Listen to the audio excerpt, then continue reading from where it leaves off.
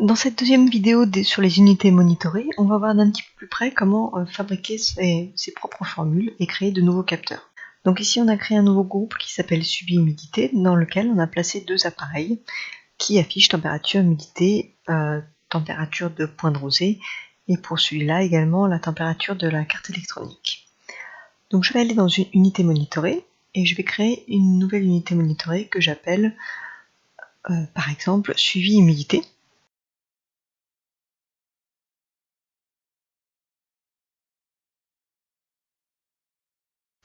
Je vais cliquer sur commentaire automatique sur changement d'appareil, on verra plus tard que ça peut être intéressant.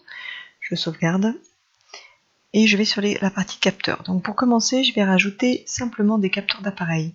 C'est-à-dire que je vais aller chercher le capteur d'humidité de chacun des appareils que j'ai sélectionné. Donc je vais dans mon groupe suivi humidité et puis je vais prendre le capteur d'humidité de celui-là.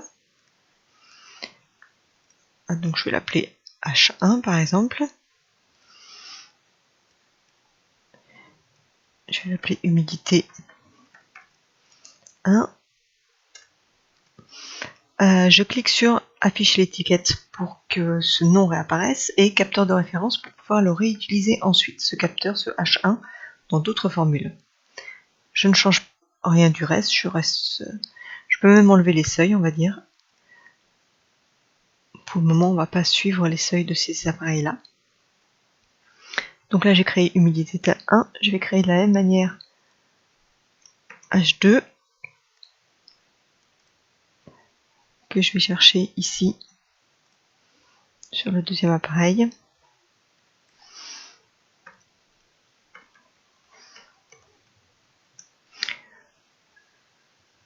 Afficher l'étiquette capteur de référence. Et pareil, sur celui-là, je ne vais pas regarder les seuils.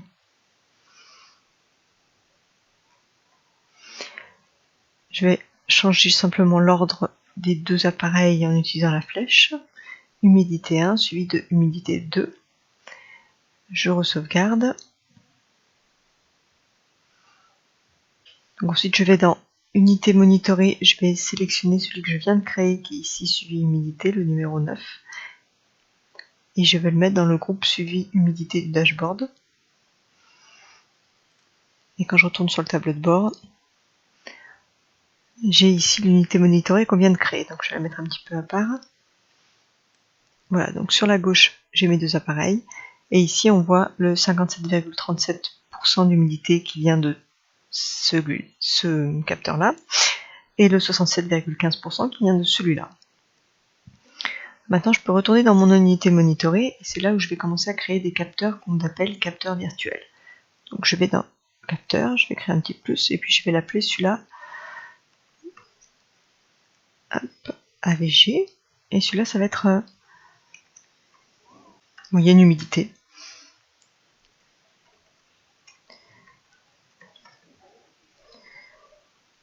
Et ce qui est intéressant aussi, c'est de cliquer sur éditer la formule. Et là, on va venir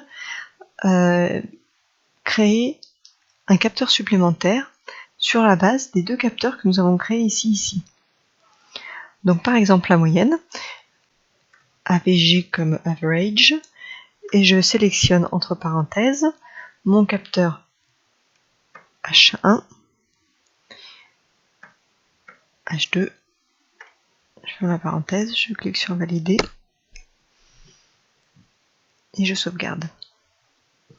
Je retourne sur le tableau de bord dans suivi humidité. Là, je vois que j'ai un nouveau capteur qui s'est créé moyenne humidité, qui n'a pas encore calculé de valeur. Il faut attendre qu'il y ait de nouvelles valeurs qui arrivent pour que le calcul se fasse. Voilà, et je retrouve ici la valeur moyenne qui s'est calculée. Donc pour l'instant, il y a une seule valeur, et c'est la moyenne du coup de l'humidité en cours de ces deux capteurs. Si je veux suivre que la moyenne de l'humidité et que ça ne m'intéresse pas de voir les deux autres valeurs, je peux très bien également retourner dans mes unités monitorées, ici, et dans capteur, je vais décocher actif pour les deux capteurs que je ne souhaite en fait pas afficher.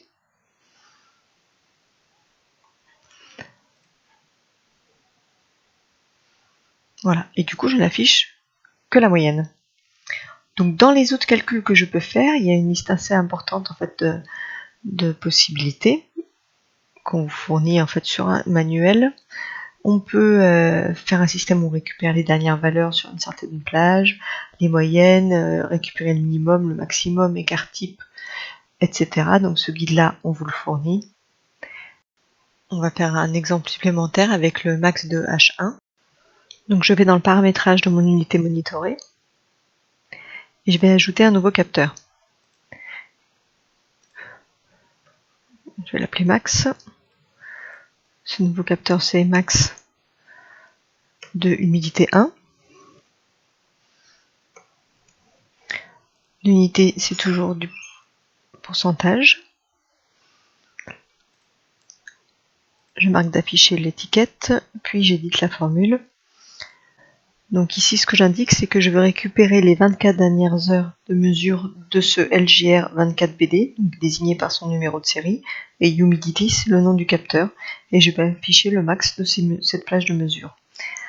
On pourrait aussi, à la place d'indiquer le numéro de série du capteur, mettre le numéro de série de l'unité monitorée, UNM 0009, et à la place de Humidity, mettre le nom de ce capteur, H1. Ça fonctionnerait aussi, simplement il faut attendre d'avoir 24 heures de mesure stockées dans l'unité monitorée pour qu'il puisse en déduire le max. Donc ce sera valable que demain du coup. Je valide, je sauvegarde.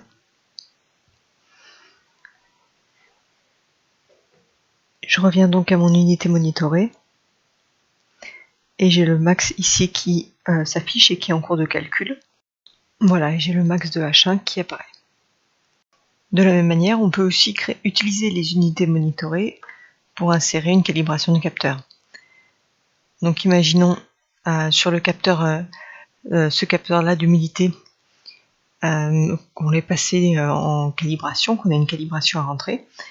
On peut créer un nouveau capteur. On va l'appeler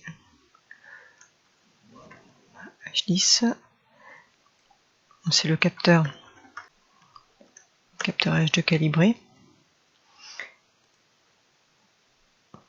J'édite la formule. Et donc là, je vais rentrer ma formule de calibration qui est calculée donc en fonction de H2. On va mettre un offset assez fort pour qu'on puisse voir les différences. Je vous le sauvegarde. Donc comme on appelle H2, je vais réafficher H2.